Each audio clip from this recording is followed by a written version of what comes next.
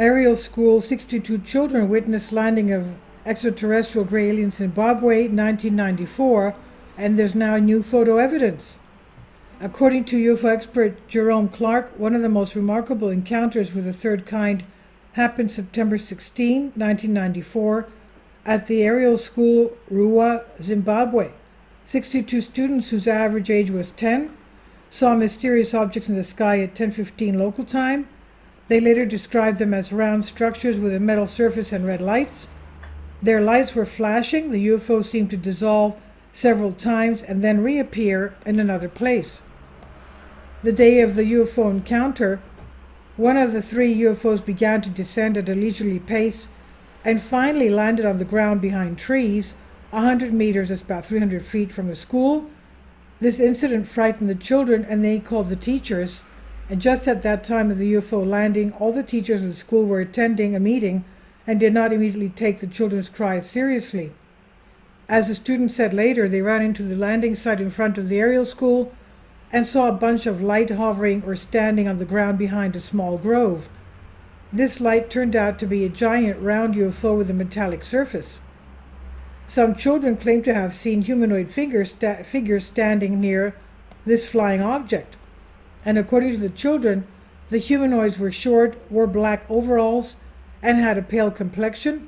Their eyes were oval and black, similar to the description of grays. The school children described the hair of aliens as long and black, and the aliens reportedly did not speak to them. However, several children claimed to have heard fragmentary phrases that dealt with the topic of environmental pollution on Earth. Most of the students at Ariel Elementary School got scared and ran back to the school to tell the teachers about their ET encounters. The teachers confirmed that there was a panic among the children. And just a few minutes after the landing in the field of the Ariel school, the UFO took off again, and the teachers also approached the object's landing site but found no trace of the flying saucer there. The stories of the school children differed in some detail regarding the UFO itself, the aliens, and the sequence of events. Dedicated investigation. 4 days after the incident, local reporter Cynthia Hind analyzed it by first having the students writing down their impressions on paper and then asked them what exactly had happened there. In addition, Hind conducted interviews with the teachers and parents of school children. The journalist believed that the children were telling the truth, although their stories sounded bizarre. Hind, who died in 2000, had publicly acknowledged her own experiences with otherworldly beings in the past and had dedicated a decade and a half to her life to investigating UFO sightings on the African continent on behalf of the Mutual UFO Network, MUFON, and then published her findings in the very collective newsletter UFO Afri-News. She said, "I had brought along a printout of issue 11, which I opened on the bar counter before Sarah on Hind's article UFO Flap in Zimbabwe, case number 95. It begins Wednesday, 14th September 1994, was an exciting night for Southern Africa, around about 2050 to 2105 hours. A pyrotechnic display of some magnificence appeared in the almost clear night skies of this part of the continent.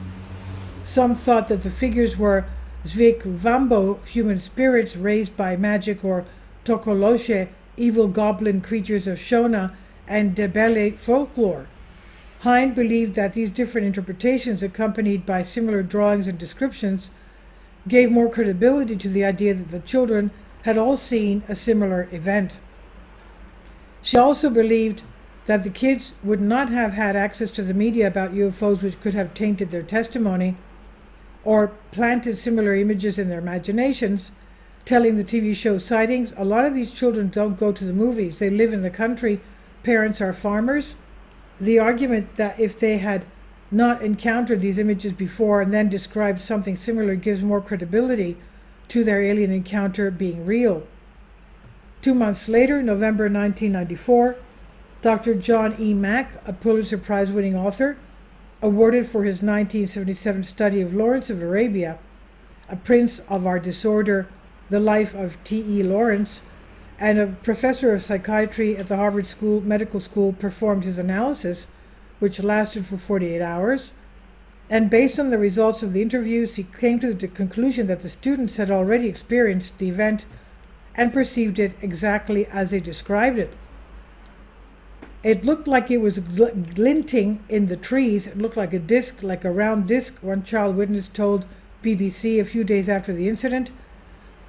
Another child said, "I saw something silver on the ground among the trees and a person in black."